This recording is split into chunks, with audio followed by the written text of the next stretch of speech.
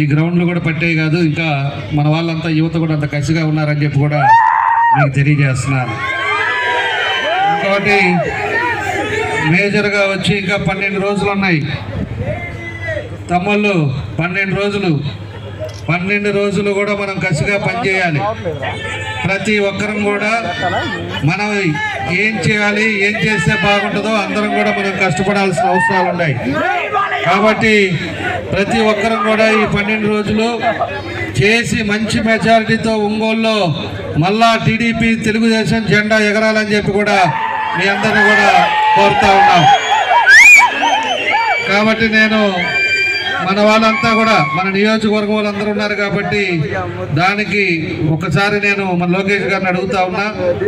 రేపు ప్రభుత్వం అనేది ఖచ్చితంగా మనం అధికారంలోకి వస్తున్నాం, ఒంగోలులో కూడా మనం గెలుస్తున్నాం. కాబట్టి మీరు ఒంగోలులో మనం ఆ రోజు 14 నుంచి 19లో ఎన్నో కార్యక్రమాలు 2600 కోట్లతోటి ఆ రోజు అభివృద్ధి కార్యక్రమాలు చేశాం. ఈడ మేజర్ తాగునీరు సమస్య ఉంది. తాగునీరు సమస్యకు ఆ రోజు అమృత్ స్కీమ్లో 165 కోట్లు పెట్టేసి ఆ రోజు చేసాం. దాని విధంగా ఓవర్ హెడ్ ట్యాంక్స్ కట్టాం, ఫిల్టర్ బెడ్స్ కట్టాం. 2 కిలోమీటర్ల పైప్ లైన్ ఆగితే ఈ సైకో ప్రభుత్వంలో ఈ చేతగాని ఎమ్మెల్యే 5 సంవత్సరాలు దానికి అందిలేకపోయాడు. రేపు దాని మీద ఏది ఉన్నా కూడా మీరు దాన్ని ప్రత్యేకంగా దృష్టి పెట్టి మా ఒంగోలులో నీరు సమస్య అనేది మనకు 1 సంవత్సరం లోపల ఒంగోలులో ప్రతిరోజు నీళ్ళు వచ్చేటట్టుగా చూడాలని చెప్పేసి కూడా మిమ్మల్ని కోరుకుంటా ఉన్నాం.